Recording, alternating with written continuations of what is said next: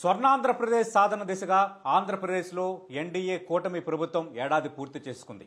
కూటమి ప్రభుత్వం ఏం సాధించింది, ప్రజల ఆకాంక్షలను ఏ విధంగా నెరవేర్చింది, భవిష్యత్తు 4 సంవత్సరాల ప్లాన్ ఏంటి, ఈ అంశాలన్నింటిపై మనం మాట్లాడుతున్నాం. దీనిపై 10 టీవీ చేపట్టిన మెగా ఈవెంట్ షైనింగ్ ఏపీకి స్వాగతం. హ్యాట్రిక్ ఎమ్మెల్యేగా ఆయనకు గుర్తింపు ఉంది. అలాగే అటు ప్రతిపక్షంలో తెలుగుదేశం పార్టీలో ఉన్నప్పుడు అసెంబ్లీలో అలుపెరగని పోరాటం చేశారు.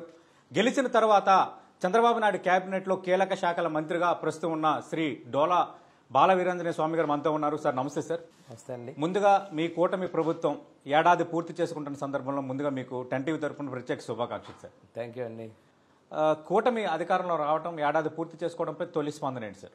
ప్రజలు పూర్తిగా ఒక అరాచక పాలన మీద విసిగి వేశారు.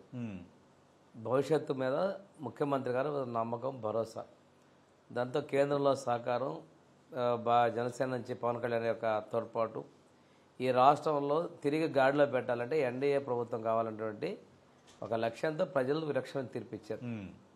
పోరాటంలో ప్రతిపక్షంలో తెలుగుదేశం, అది మా నాయకుడు చంద్రబాబు నాయుడు గారు ఎప్పుడు కూడా ప్రజల మధ్య ఉండాలి, ప్రజా సమస్యల మీద మాట్లాడాలి. అధికారంలో ఉన్న ఈరోజు అసెంబ్లీలో కూడా మనం అధికారంలో ఉన్నామని చెప్పుకోకుండా విలక్షణమైనటువంటి చర్చ జరగాలి. ప్రజా సమస్యల్ని మీరు శాసనసభ్యులు మాట్లాడాలి. మంత్రులు కూడా ఈ అధికార పక్ష సభ్యులను కూడా ప్రతిపక్షం అనే విధంగా సమాధానాలు చెప్పాల్సిన అవసరం ఉంది. బాధ్యతగా అన్నింటిలో విషయంలో మీరు వ్యవహరించాలని చెప్పేసి మా ముఖ్యమంత్రి గారు చెప్తుంటారండి. 3 సార్లు ఎమ్మెల్యేగా మీరు గెలిచారు, ప్రజలకి ఒక సేవకుడుగా ఉన్నారు. ఇప్పుడు కేబినెట్ మంత్రి అయ్యారు. మళ్ళీ ఎన్డీఏ ప్రభుత్వం ఇక్కడ అధికారంలో ఉంది. అప్పటికిప్పటికీ తేడా ఏంటి? ఈ ఏడాదిలో మీరు సాధించిన ప్రగతి ఏంటి? ప్రభుత్వంలో ఉంటే బాధ్యత ఉంటుంది. ప్రభుత్వంలో చేసే మంత్రిగా ఉన్నటువంటి చేసే ప్రతి చర్య రాష్ట్రం మొత్తం గమనిస్తుంది. ఇది రాష్ట్రంలో మా శాఖ ఉన్నటువంటి లబ్ధిదారులైనటువంటి షెడ్యూల్ కులాలు సంక్షేమంతో పాటు అభివృద్ధితో పాటు అది ప్రభుత్వానికి సంబంధించినటువంటి కీర్తిని కూడా ప్రభుత్వాన్ని యొక్క ప్రగతి విషయంలో కూడా అనుసంధానంగా ఉండాల్సినటువంటి బాధ్యత ఉంటుంది. సమన్వయంతో చేసుకోవాల్సి ఉంది. ఇక్కడే కాదు, డిస్ట్రిక్ట్ ఇన్ఛార్జ్ మినిస్టర్ ఎక్కడైనా కానీ భాగస్వామ్య పక్షాలను కలుపుకుంటూ అభివృద్ధిని, సంక్షేమాన్ని అందిస్తూ ప్రజా సమస్య పరిష్కారం దిశగా పనిచేయాల్సినటువంటి అంశాలు అయితే ఎక్కువ ఉంటాయండి. బాలవీరాంజనేయ స్వామి గారు, ఇప్పుడు మీరు నిర్వహిస్తున్న శాఖలు సాంఘిక సంక్షేమం కానీ, వృద్ధుల సంక్షేమం కానీ, అలాగే గ్రామ వార్డు సచివాలయాలు కానీ, దివ్యాంగుల సంక్షేమం కానీ, సేవలు చేసే శాఖ మీకు అందజేయడం, మీ శాఖ పరంగా మీ సంతృప్తి స్థాయి ఏ స్థాయిలో ఉంది? ముఖ్యమంత్రి గారిది మంత్రివర్గంలో తీసుకోవడం కానీ, శాఖల కేటాయింపు కానీ ముఖ్యమంత్రి గారి యొక్క పూర్తి విచక్షణ మీద ఆధారపడి ఉంటుంది. వారు ఈ శాఖలను కేటాయించినప్పుడు సేవ చేయాలనేటువంటి తలంపుకు కలిగిన నాది ఉన్నటువంటి అంతే కూడా పూర్తిగా సర్వీస్ సెక్టర్ నాకు ఇచ్చారు. వారు ఏ లక్ష్యంతో ఇచ్చారో కానీ నేను వారు ఇచ్చినటువంటి ఆలోచనకు అనుగుణంగా పనిచేస్తాననే నమ్మకం అయితే నాకుంది. అంతకుముందు ప్రభుత్వాల్లో చేసిన దానికన్నా కూడాను ఉన్న దానిలో కొంచెం రిఫార్మ్స్ తీసుకొని వచ్చి ప్రతి ఒక్క రూపాయి బడ్జెట్ కూడా పేదలకు అందే విధంగా వారి సమస్యల పరిష్కారం దృష్టిగా మేము కృషి చేస్తున్నామండి. అంటే మీరు అధికారంలో వచ్చిన నాటికి మీ శాఖల పనితీరు ఎలా ఉంది? మీరు మంత్రి అయిన తర్వాత, మీరు అధికారంలోకి వచ్చిన తర్వాత ఈ ఏడాదిలో మీ శాఖల పురోగతి ఎలా ఉంది? అంతకుముందు 5 సంవత్సరాలు పూర్తిగా అన్ని శాఖల్లో పాలన అస్తవ్యస్తమైంది. ఎక్కడ కూడా నిర్లక్ష్యం అనేది ఉంది. ఇప్పుడు ఉదాహరణ సోషల్ వెల్ఫేర్ డిపార్ట్మెంట్లో వాళ్ళు విద్యా దీవెన అన్నాడు, వసతి దీవెన అన్నాడు. వసతి దీవెనలో బడ్జెట్ కేటాయింపుల్లో ఏ సంవత్సరం తీసుకున్నా కానీ 50% మించి స్కాలర్షిప్లు కూడా పంపిణీ చేసే పరిస్థితి లేదు. పోయిన సంవత్సరం విద్యా సంవత్సరం 24-25లో మార్చి వరకు ముందే పూర్తి శాతంగా మేము నిధులు విడుదల చేసాం స్కాలర్షిప్స్కి. అదేవిధంగా హాస్టల్ రిపేర్స్ అంతకుముందు మొత్తం మీద 5 సంవత్సరాలు వాళ్ళు కేటాయించింది చాలా తక్కువ మొత్తంలో కేటాయిస్తే మేము వచ్చిన తర్వాత 143 కోట్ల రూపాయలు కేటాయించడం పనులు జరుగుతూ ఉన్నాయి. తర్వాత అభివృద్ధి జరుగుతూ ఉన్నాయి. అంటే హాస్టల్ మరమ్మతులు ఇది ఉమ్మడి రాష్ట్రంలో కూడా ఇంత పెద్ద మొత్తంలో ఎప్పుడు కూడా నిధులు కేటాయించలేదు. ముఖ్యమంత్రి గారి దృష్టికి హాస్టల్ పరిస్థితులు వివరించిన తర్వాత వారు కూడా పెద్ద మనసు స్పందించి బడ్జెట్లో ప్రథమ స్థానాన్ని మనం కేటాయించడం, వారి సహాయ సహకారాలతో ఈ రిపేర్లు కూడా చేస్తూ ఉన్నాం. ఇదే కాకుండా కేంద్ర ప్రభుత్వం నుంచి దాదాపుగా గత ప్రభుత్వంలో చాలా నిధులు రావాల్సి ఉంటే పిఎంఐజే కింద కనీసం వాళ్ళకి 3 కోట్ల రూపాయలు యూటిలిటీ సర్టిఫికేట్లు ఇవ్వకుండా చేయనందువల్ల మనకు రావాల్సిన 2 కోట్లు ఆగిపోయినాయి. 200 కోట్లు నేను కేంద్ర మంత్రులతోటి, అక్కడ అధికారులతోటి నేను మా అధికారులు పోయి మాట్లాడడం జరిగింది. ఆ విధంగా చేస్తే మొన్న ఒక 86 కోట్ల రూపాయలు తీసుకొని రావడం జరిగింది. దాంతోపాటుగా జిల్లాల్లో కూడా మా జిల్లాలో డిఎంఎఫ్ తోటి 101 కోట్ల రూపాయలకి కొత్త హాస్టల్ భవనాలు కూడా శంకుస్థాపన చేసి ఇది ఒక రికార్డ్. మరి రెసిడెన్షియల్ స్కూల్లో కూడా మేము రిపేర్స్కి దాదాపుగా 25 కోట్ల రూపాయలు రిపేర్కి ఇవ్వడం జరిగింది. టాయిలెట్స్ కోసం స్వచ్ఛాంధ్ర కార్పొరేషన్ ద్వారా 2 రెసిడెన్షియల్ స్కూల్స్ హాస్టల్స్ కోసం నిర్మాణం కోసం 58 కోట్ల రూపాయలు కూడా స్వచ్ఛాంధ్ర నుంచి శాంక్షన్ తీసుకొచ్చాం, పనులు కూడా మొదలు పెడుతున్నాం. ఇవన్నీ తీసుకుంటే సుమారుగా మనము దాదాపు 300 కోట్ల పైచీలకు నిర్మాణాల కోసం రిపేర్ల కోసం మేము తీసుకొచ్చామంటే ఇదంతా కూడా సంవత్సరం లోపల సాధించినటువంటి గొప్ప విజయంగా మేము భావిస్తాము. హాస్టల్లో మరమ్మతులు అన్నారు, అలాగే హాస్టల్లో వసతులు అనేవి ఎప్పుడు వార్తల్లో ఉంటాయి. అంటే పిల్లలకి కొంత అనారోగ్యం కలగటం, అలాగే ఫుడ్ పాయిజనింగ్ అవ్వటం, ఫెసిలిటీస్ ఉండట్లేదు అనేది ఎక్కువగా హైలైట్ అవుతున్న అంశాలు. ఆ విషయంలో మీరు ఎలాంటి కేర్ తీసుకున్నారు సార్? మేము వచ్చిన వెంటనే నాయుడుపేటలో ఒక ఇన్సిడెంట్ జరిగిందండి. 100 మంది పిల్లలకి జరగటం. ఆ హాస్టల్ పరిశీలించిన తర్వాత ఆ రోజు ఉన్నటువంటి శానిటరీ కాంట్రాక్టర్స్ సక్రమంగా లేరు. అందుకోసం మేము తర్వాత రిఫై వాళ్ళకి దాదాపు 36 లక్షల వరకు ఫైన్ కూడా వేయడం జరిగింది. తర్వాత కొత్త కాంట్రాక్టులు పిలవడం జరిగింది. ఈసారి శానిటైజేషన్ వాటిలో కూడా కొంచెం మెకనైజ్డ్ సిస్టమ్కి వెళ్తా ఉన్నాం. దాని మీద జవాబుదారీతనంగా వెళ్ళమని చెప్పాం. అందరూ ప్రిన్సిపాల్స్ అందరితో కూడా వర్క్షాప్ పెట్టి మీ బాధ్యత శానిటేషన్ కావచ్చు, సెక్యూరిటీ కావచ్చు, లోపాలుంటే కేంద్ర కార్యాలయానికి తెలియజేయమని చెప్పేసి వాళ్ళందరూ కూడా స్ట్రిక్ట్గా ఒక వర్క్షాపు ఎస్ఆర్ఎం కాలేజీలోనే పెట్టి ఈ మధ్యకాలంలో చేయడం కూడా జరిగింది. హెల్త్ విషయంలో తల్లి తండ్రి తన ప్రేమని కడుపులో గుండెల్లో నిక్షిప్తం చేసుకొని వాళ్ళు ప్రయోజకుల వాళ్ళని హాస్టల్లో పెట్టినప్పుడు పూర్తి స్థాయిలో హాస్టల్ సిబ్బంది, స్కూల్ సిబ్బంది బాధ్యత వహించాలని చెప్పి చెప్పడం జరిగింది. నేను కూడా వాళ్ళ పిల్లలు కూడా చెప్పాను, మామూలుగా బయట ఉన్నప్పుడు తల్లిదండ్రుల కేరు, స్కూల్లో టీచర్ ఉంటుంది. మీకైతే ముఖ్యమంత్రి చంద్రబాబు నాయుడు గారి దగ్గర నుంచి శాఖ మంత్రిగా నేను, ఉన్నతాధికారులు, జిల్లా కలెక్టర్లు, సిబ్బంది, ఇంతమంది గార్డియన్స్ మీకున్నారు. మీ సంక్షేమం పట్ల, మీ ఆరోగ్యం పట్ల మేము ప్రత్యేకంగా ఉన్నాం, మీరు చదువుకోవాలి మీరు అని చెప్పేసి వారికి మేము చెప్పడం కూడా జరిగింది. దాంతోపాటు పిల్లలకి ఎవరికైనా ఇబ్బంది అయితే కొత్తగా వెల్ఫేర్ హెల్త్ ఆఫీసర్ అని చెప్పేసి ఉమ్మడి జిల్లాలకి 2 డిపార్ట్మెంట్కి రెసిడెన్షియల్ స్కూల్కి హాస్టల్స్కి ఏర్పాటు చేయడం జరిగింది. సర్వైలెన్స్ చేయడం జరుగుతూ ఉంది. ఒక్కొక్క పిల్లలకు అవసరమైతే 17 లక్షలు 16 లక్షలు ప్రైవేట్ కార్పొరేట్ వైద్యాలు కూడా చెప్పించి వీళ్ళు బ్రతకరు అని చెప్పిన వాళ్ళు కూడా బతికించినటువంటి సంఘటనలు, ఇందుకు సహకరించినటువంటి వైద్యులు, వారికి ఆ విధంగా చర్యలు తీసుకుని సహకరించినటువంటి మా డిపార్ట్మెంట్ అధికారులు, కలెక్టర్లు కూడా వాళ్ళ యొక్క చొరవను కూడా నేను ప్రత్యేకంగా ఇక్కడ ప్రస్తావించాల్సిన అవసరం కూడా ఉంది. అంటే వైద్యులైనా కానీ ఈ గతంలో చూసినప్పుడు ఎక్కువ మంది పిల్లలు డిఫరెంట్ రీజన్స్ తోటి చనిపోతూ ఉన్నారు. అందులో ప్రివెంటబుల్ చేయాలి. ఎందుకంటే బాగా లేకపోతే ఇంటికి పంపించే పరిస్థితి, ఆ పేరెంట్స్కి ఎక్కడ తీసుకెళ్ళలో తెలియని పరిస్థితి, ఆ తర్వాత ఏదైనా ఉంటే ఆర్థికంగా భయం, దాన్ని పక్కన పెట్టి మనమే కేర్ తీపిద్దాం, పేరెంట్స్కి ఇన్ఫార్మ్ చేద్దాం, అప్ టు ఎండ్ మనం ప్రయత్నం చేద్దాం అని చెప్పేసి చేయడం వల్ల దాదాపుగా 22 మంది ప్రాణాలని, అత్యంత క్లిష్టమైన పరిస్థితుల్లో ఉన్నటువంటి ప్రాణాలను కూడా మేము కాపాడుకోవడం జరిగింది. ఛాలెంజెస్గా కూడా తీసుకున్నాం. నేనే కాదు, మా డిపార్ట్మెంట్ ఆఫీసర్స్ని, కలెక్టర్స్ కూడా ప్రత్యేకంగా అభినందనలు తెలియజేస్తాం ఈ విషయంలో. అదే సార్, అంటే డిపార్ట్మెంట్ సక్రమంగా పనిచేస్తుందంటే మంత్రి, ముఖ్యమంత్రి వాళ్ళ డైరెక్షన్స్ ఆ స్థాయిలో ఉన్నప్పుడే, లేదంటే ఒక డైరెక్షన్ లేనప్పుడు ఖచ్చితంగా అపసవ్య దిశలో వెళ్ళే ఛాన్సెస్ ఉంటాయి. దీనికోసం ఏంటంటే ఆ విద్యార్థులకి అవసరమైనప్పుడు క్యాష్ ఇవ్వడానికి కావచ్చు, ఏదైనా నష్టం జరిగినప్పుడు ఆ కుటుంబానికి అండగా ఉండటం కావచ్చు, స్వాంతన అనేటువంటి ఒక పథకాన్ని కూడా తీసుకొచ్చి ప్రభుత్వం ఈ పిల్లలకి, ఆ కుటుంబానికి అండగా ఉండేదని కూడా ఒక స్కీమ్ని మేము ప్రారంభించడం జరిగిందండి ఓన్లీ సోషల్ వెల్ఫేర్ రెసిడెన్షియల్ స్కూల్లో. మరో కీలకమైనది వృద్ధులు, దివ్యాంగులు. వాళ్ళు కూడా నెంబర్ ఎక్కువగా ఉంటారు. 2 సొసైటీలో వాళ్ళు ఒక రక్షణ, ఒక గౌరవాన్ని కోరుకుంటారు. ఆ 2 శాఖలు కూడా మీ పరిధిలోనే ఉన్నాయి. ఆ విషయంలో మీరు ఈ ఏడాదిలో తీసుకున్న ఇనిషియేటివ్స్ ఏంటి? మొట్టమొదటిది మా ముఖ్యమంత్రి గారు ఎన్డీఏ ప్రభుత్వం ఇచ్చినటువంటి హామీ, ఎన్టీఆర్ భరోసా ద్వారా పెన్షన్ని 4,000 రూపాయలు చేస్తా ఉన్నాం. దివ్యాంగులకి 6,000, 15,000, అదేవిధంగా దీర్ఘకాలిక వ్యాధులు ఉన్నటువంటి వాళ్ళకి 10,000 రూపాయలు ఇస్తామని చెప్పాం. ఎన్నికలకు ముందు 3 నెలలు కూడా కల్పిస్తామని చెప్పాం. ఆ రోజు అందరూ కూడా అవహేళన చేశారు. చెప్పిన మాట ప్రకారం మేము పూర్తి చేయడమే కాకుండా మా ముఖ్యమంత్రి గారు 1వ తేదీన పేదల సేవలో మా ప్రభుత్వం అనే కార్యక్రమం ద్వారా ప్రతి ఒక్కళ్ళ కళ్ళల్లో ఆనందాన్ని చూస్తూ వాళ్ళకి అందిస్తూ ఉన్నారు. అది నా శాఖ పరిధిలో ఉన్నటువంటి దివ్యాంగుల విషయంలో కావచ్చు, నా శాఖ పరిధిలో ఉన్నటువంటి వృద్ధులకు కావచ్చు, ఇది మేము అందిస్తున్నాం. అంతా వాళ్ళకి సంబంధించినటువంటి సీనియర్ సిటిజన్స్ డే కూడా అంతకుముందు 19కి ముందు జరిపారు, మధ్యకాలంలో పట్టించుకోలేదంటే ఆ డే జరిపించాం. జిల్లా స్థాయిలో ప్రతి అధికారిక కార్యక్రమాలు నిర్వహించాం. వారికి సంబంధించి సీనియర్ సిటిజన్ కార్డ్స్ను కూడా మేము ఇవ్వడం జరిగింది. సీనియర్ సిటిజన్ స్టేట్ కౌన్సిల్ బాడీలో మీటింగ్ పెట్టడం జరిగింది. ట్రాన్స్జెండర్స్ విషయంలో కూడా వాళ్ళ బోర్డుతో ఏర్పాటు చేసి ఆ మీటింగ్ కూడా పెట్టి వాళ్ళ యొక్క వెల్ఫేరు, సింగిల్ పర్సన్స్గా వాళ్ళు ఉంటారు కాబట్టి ట్రాన్స్జెండర్స్కైనా సింగిల్ పర్సన్ కార్డు ఇవ్వడానికి కూడా ముఖ్యమంత్రి గారు రేషన్ కార్డు ఇచ్చేదానికి ఆమోదం తెలపడం జరిగింది. సీనియర్ సిటిజన్స్లో కూడా సింగిల్ పర్సన్స్ కూడా కార్డ్స్ ఇచ్చే విషయంలో ప్రభుత్వం నిర్ణయం తీసుకోవడం జరిగింది. వారి యొక్క ఆరోగ్యం వీటన్నిటిలో శ్రద్ధ తీసుకుంటూ పాటు 15 వృద్ధాశ్రమాలని కేంద్ర ప్రభుత్వంతో సాధించుకొని రావడం కూడా జరిగింది.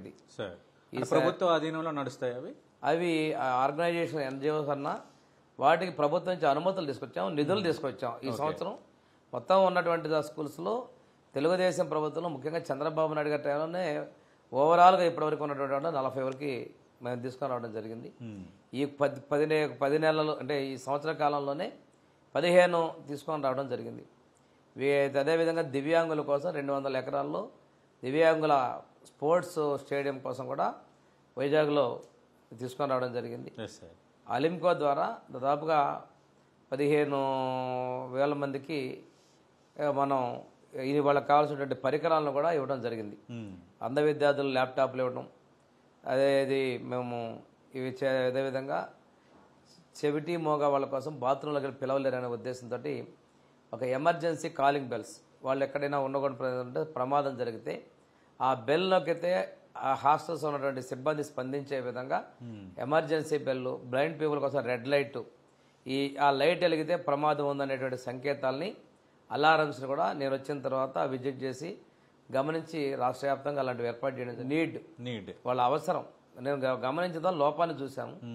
అవన్నీ కూడా రాష్ట్ర వ్యాప్తంగా అన్ని హాస్టల్స్ రెసిడెన్షియల్ స్కూల్స్లో ఇవి ఏర్పాటు చేసాం. ఆ బెల్ నొక్కగానే ఎంటైర్ ప్రెమిసెస్లో బెల్ మోగుతుంది. బెల్ మోగగానే ఎవరో వాళ్ళు అటెండ్ అయ్యి వాళ్ళకి హెల్ప్ చేయడానికి వెళ్తారు. వాళ్ళకి వాళ్ళు పిలిచి అరవలేరు, మాట్లాడలేని పరిస్థితుల్లో అటువంటి వాళ్ళ కోసం. ఇంకొకటి వాళ్ళ బాపట్ల స్కూళ్ళు విజిట్ చేసిన దానిలో మనం వాళ్ళకి additional facility local MLA Varma గారు డిపార్ట్మెంట్ తరఫున ఫెసిలిటీస్ క్రియేట్ చేయడం జరిగింది.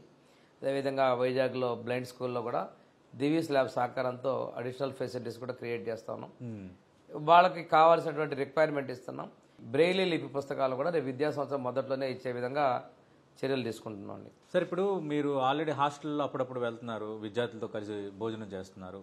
నేను ఒక దగ్గర చూశాను, ఒక సంఘటనలో మీరు ఆ విద్యార్థికి అనారోగ్యం అయితే మీరు వైద్యం చేశారు. అంటే అలాంటివన్నీ చూస్తున్నప్పుడు, అలాంటివి చేస్తున్నప్పుడు ఏమనిపిస్తుంది సార్ అదే ప్రజాసేవకుడిగా? సేవ చేసేటువంటి అదృష్టాన్ని, అవకాశాన్ని మా ముఖ్యమంత్రి గారు కల్పించారని చెప్పేసి నాకు అనిపిస్తూ ఉందండి. వారు ఇచ్చిన దానిలో తెలిసి కానీ తెలియక కానీ ఎన్నో కుటుంబాలకి మంచి చేసే అదృష్టాన్ని మా సీఎం గారు కల్పించారు. సార్ ఇప్పుడు ఈ గ్రామ వార్డు సచివాలయాల రేషనలైజేషన్ అనేది కొంత సెన్సిటివ్ అయింది. ఆ మధ్య క్రమంగా ఉద్యోగులను తొలగిస్తారు, లేదంటే ఉద్యోగులను బదిలీ చేస్తారన్నది ఒక టాక్ స్ప్రెడ్ అయిపోయింది. అది చాలా కీలకమైన అంశం, గ్రామ సచివాలయాలు, సచివాలయ సిబ్బంది అనేది. ఏం జరగబోతుంది సార్? రేషనలైజేషన్ ఎందుకు అసలు? ఈ వ్యవస్థలో గత ప్రభుత్వం తీసుకొచ్చారు, విధులు లేవు. చాలా చోట్ల ఆ సచివాలయాల్లో 4 ఉద్యోగస్తులు 3 ఉద్యోగులుగా పనిచేస్తున్నారు. జనాభా ప్రాతిపదికన 3 కేటగిరీలుగా ఏబీసీ కేటగిరీలో తీసుకొని రావడం జరిగింది. 7, 8, 9 మంది సిబ్బంది ఉండే విధంగా మేము నిర్ణయాలు తీసుకున్నాం. ఇవన్నీ కూడా కసరత్తు చేసాం, యూనియన్లతో మాట్లాడాం, వాళ్ళని రేషనలైజేషన్ ముఖ్యమంత్రి గారు మేము తీసుకున్న నిర్ణయానికి ఆమోదం తెలిపారు. వాళ్ళలో ఆందోళనకి గతంలో అధికారంలో ఉన్నటువంటి పార్టీ ఈరోజు విపక్షంలో ఉండి ప్రజల్ని ఉద్యోగస్తులని రెచ్చగొట్టే విధంగా వెళ్తామంటే చెప్పాను. నేను 1-2 సందర్భాల్లో వాళ్ళతో ప్రస్తావన కూడా అడ్రస్ చేయడం జరిగింది. ఏ ఒక్క ఉద్యోగిని నేను తొలగించడం లేదు. ప్రతి ఉద్యోగిని సేవలు మేము ఉపయోగించుకుంటాం. కొంతమందికి పనిభారం ఎక్కువగా ఉంది, కొంతమందికి పనిభారం తక్కువగా ఉంది. ఇదంతా క్రమబద్ధీకరించే నిర్ణయాలు తీసుకున్నాం. ఈ తీసుకున్న దానిలో కూడా ఎక్కడైనా కానీ ఇంకా ఎక్స్ట్రా లోడ్ అవసరమైతే మేము చెప్పిన దానికన్నా అదనపు సిబ్బందిని నియమించేదానికి, సపోజ్ అగ్రికల్చర్ ఉంది, ఆ ఏరియాలో ఎక్కువ విస్తీర్ణం ఉంటే ఒక అగ్రికల్చర్ అసిస్టెంట్ సరిపోరు, అవసరమైతే అడిషనల్గా ఇంకొకరు నియమిస్తాం. ఆక్వా కల్చర్ ఉంది, అక్కడ ఉంటే ఒక ఫిషరీస్ అసిస్టెంట్ సరిపోకపోతే ఇంకో వ్యక్తిని అదనంగా నియమిస్తాం. ఆ విధంగా మేము చర్యలు తీసుకున్నాం. రెండోది ట్రాన్స్ఫర్స్ విషయంలో కూడా చాలా వరకు పోయినసారి చేశారు. ఇప్పుడు కూడా ట్రాన్స్ఫర్ అనేది సహజం, ఉద్యోగుల బదిలీ అనేది దానిని కూడా మనం చేస్తాం తప్పితే ఏ ఒక్కరి మీద మేము కక్ష సాధింపు చేసేటువంటి ఆలోచన లేదు. భవిష్యత్తులో గ్రామ సచివాలయం యూనిట్గా సంతృప్తికరంగా సేవలు అందించాల లక్ష్యంతో ముఖ్యమంత్రి గారు ఉన్నారు. ఈ గ్రామ సచివాలయానికి కూడా 3 టైర్ సిస్టమ్, జిల్లా స్థాయిలో ఒక అధికారి కార్యాలయం, మండల స్థాయిలో కూడా అధికారి కార్యాలయం పర్యవేక్షణకి ఏర్పాటు చేయబోతున్నాం. ఓకే. ఇప్పటివరకు పర్యవేక్షణకి ఎవరు కూడా ప్రత్యక్ష పర్యవేక్షణ లేదు. రకరకాల ఉద్యోగులు ఉన్నారు, వాళ్ళందరికీ కూడా కంట్రోలింగ్ లేదు. ఒకసారి సెలవు ఒకళ్ళు ఇస్తారు, జీతం ఒకళ్ళు ఇస్తున్నారు, పని ఒకళ్ళు చెప్తున్నారు. ఆ ఉద్యోగుల సౌకర్యార్థమే మేము రేషనలైజేషన్ తీసుకొస్తున్నాం. రెండవది, ఆ ఉద్యోగులకు కూడా కొన్ని డిపార్ట్మెంట్ ప్రమోషన్స్ లేవని ఆందోళన ఉంది. ప్రతి ఒక్క డిపార్ట్మెంట్కి కూడా ప్రమోషన్ ఛానల్ క్రియేట్ చేసాం. మేము ఉద్యోగుల సంక్షేమం కోసం ఉన్నాం తప్పితే ఉద్యోగులు కూడా ప్రజలే.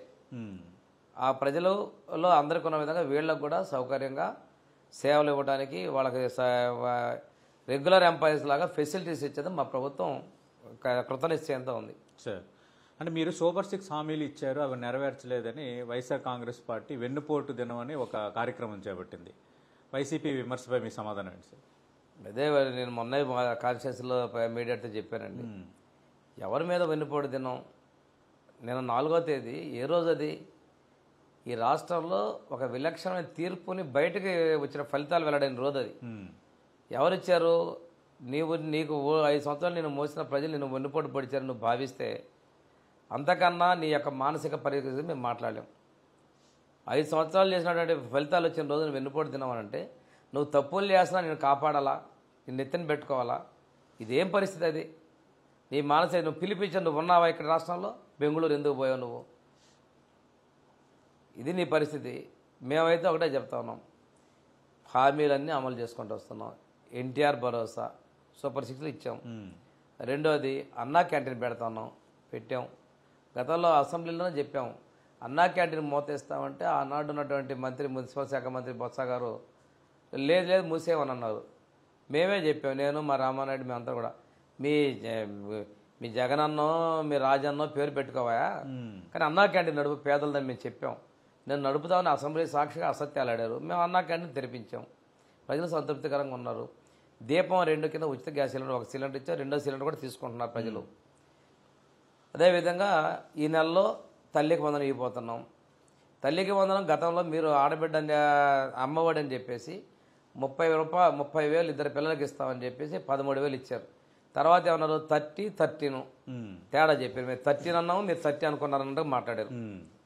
30,000 ఏమైంది? 13,000 ఎందుకు ఇచ్చావు? మేము ఈరోజు ఎంతమంది పిల్లలు ఉంటే అంతమందికి ఒకరికే మీరు అమలు పరిచారు, అది కూడా 13,000, 15 కూడా ఇవ్వాల. మేము ఈ రోజున ఎంతమంది పిల్లలు ఉన్నా 44 ఉన్నా 60,000 ఇచ్చేదానికి సిద్ధంగా ఉన్నాం. మేము అమలు తొందర ఎందుకు? ప్రజలకు నమ్మకంగా ఉంది, ఇస్తారు. స్కూల్స్ తెరిచిందా మా పిల్లలు డబ్బులు ఇస్తారనే నమ్మకం ప్రజల్లో ఉంది. ఎందుకంటే ప్రతి నెల మా ముఖ్యమంత్రి గారు ప్రజల దగ్గరికి వెళ్తున్నారు, మంత్రులు వెళ్తున్నాం, ఎమ్మెల్యేలు వెళ్తున్నారు. నేను మొన్న జరిగినప్పుడు గ్యాస్ వచ్చినాయండి, ఇవి వచ్చినాయి, మరి పిల్లల డబ్బులు ఇస్తామంటే తెలుసయ్యా వస్తాయని చూస్తున్నామని చెప్పారు. వాళ్ళల్లో నమ్మకం ఉంది. నీకెందుకు ఈ విధంగా మాట్లాడుతుంటే నా దగ్గర 11 మందే ఉన్నా, మా వాళ్ళు ఎవరు చెక్కుదారులే లెక్క చూసుకోవడానికి పిలుస్తున్నావు. మేము కూడా ఇక్కడ ఒకప్పుడు ముఖ్య పార్టీ అధికారంలో పరిపాలన చేసాం, మేము కూడా ఈ రాష్ట్రంలో ఉన్నామని ఉనికి చాటుకునే ప్రయత్నం చేస్తున్నాడో అర్థం కావటంలా. ఆ ప్రయత్నం చేసిన వ్యక్తి ముందు లేడు. మా ముఖ్యమంత్రి గారు ఎక్కడన్నా పిలుపులు ఇచ్చినప్పుడు ఏ కార్యక్రమం చేసినా వారు ముందు నడిపేవాళ్ళు మమ్మల్ని. మరి నీ కార్యకర్తలు నిన్ను వదిలిపెట్టిపోతున్నారు, వాళ్ళు నిన్ను వదిలిపెట్టిపోతుంటే నువ్వే వాళ్ళు వదిలిపెట్టి వెళ్తున్నావు. ఇది ఏ పరిస్థితో అర్థం చేసుకోవాల్సిన పరిస్థితి. ఆ కార్యకర్తలు కూడా చెప్తా ఉన్నా, మీ నాయకుడు మిమ్మల్ని రెచ్చగొట్టి ప్రోత్సహిస్తున్నాడు, ఆయన పారిపోతున్నాడు, మీరు ఏది కరెక్టో నిర్ణయించుకోమని చెప్పేసి వాళ్ళకు కూడా నేను చెప్తా ఉన్నాను. సార్, ఇప్పుడు ప్రకాశం జిల్లాకు చెందిన మంత్రిగా ప్రకాశం జిల్లాలో ఈ ఏడాదిలో జరిగిన అభివృద్ధి, అలాగే మీ నియోజకవర్గంలో మంత్రి అయిన తర్వాత ఏడాదిలో మీరు సాధించిన ప్రగతిపై మీ కామెంట్ ఏంటి? ఏడాదిలో రాష్ట్ర వ్యాప్తంగా ప్రజలు ఆశ్చర్యపోయారు. గత 5 సంవత్సరాల్లో ఏ అభివృద్ధి జరగల. ఒక పక్కన సంక్షేమం ఇస్తున్నారు, రెండో పక్కన సిమెంట్ రోడ్ల నిర్మాణాలు జరుగుతూ ఉన్నాయి. మంచినీటి పథకాలకు సంబంధించినటువంటి డ్యామేజ్ చేస్తే అవన్నీ కూడా పనులు చేస్తూ ఉన్నారు. అదేవిధంగా R&B రోడ్లు రిపేర్లు చేయడం జరిగింది. గత ప్రభుత్వంలో ఆగిపోయినటువంటి నిర్మాణాలు 5 సంవత్సరాల క్రితం తెలుగుదేశం ప్రభుత్వం చేసే పనులు ఆగిపోతే ఇప్పుడు మళ్ళీ వాటిని మొదలు పెట్టాల్సిన పరిస్థితి.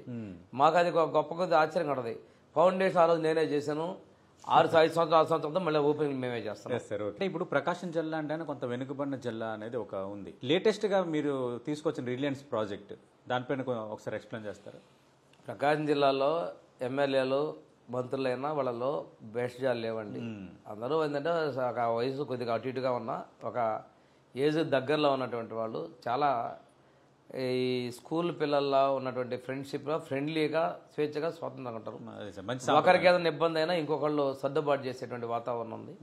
అందువల్ల కలిసి ఉంటున్నారు. రిలయన్స్ విషయాలకు వచ్చేసరికి ప్రకాశం జిల్లా కూడా మేము మహానాడు చేయటం కావచ్చు, ఆ రోజు కష్టకాలంలో 4 ఎమ్మెల్యేలు గెలవటం కావచ్చు, పాదయాత్ర లోకేష్ యువగలం పాదయాత్ర కావచ్చు, మేమందరం కూడా ఒక కలిసి పార్టీకి పూర్తి అండగా ఉన్నాం. ఈ విషయం మా అధిష్టానం దృష్టిలో కూడా ఉంది.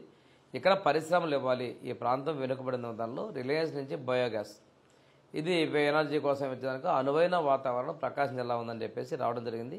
మన కనిగిరిలో మా యువ నాయకులు నారా లోకేష్ గారు ఐటీ శాఖ మంత్రిలో అది ఫౌండేషన్ స్టోన్ చేయడం జరిగింది. దీని విషయంలో విద్యుత్ శాఖ మంత్రి మా జిల్లా మంత్రి గారు చొరవ కూడా ప్రకాశం జిల్లాలో ఏర్పాటు చేశారు రవి గారు.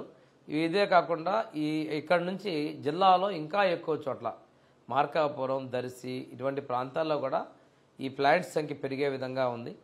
అనువైన వాతావరణం, అదేవిధంగా ఆక్వా కల్చర్ కూడా మా ప్రకాశం జిల్లా అనుకూలమైనటువంటి పరిస్థితి. ఆక్వా రైతులు కూడా పవర్ సబ్సిడీస్ ఇవ్వడం వీటన్నిటిలో కూడా మా ప్రభుత్వం ముందుంది.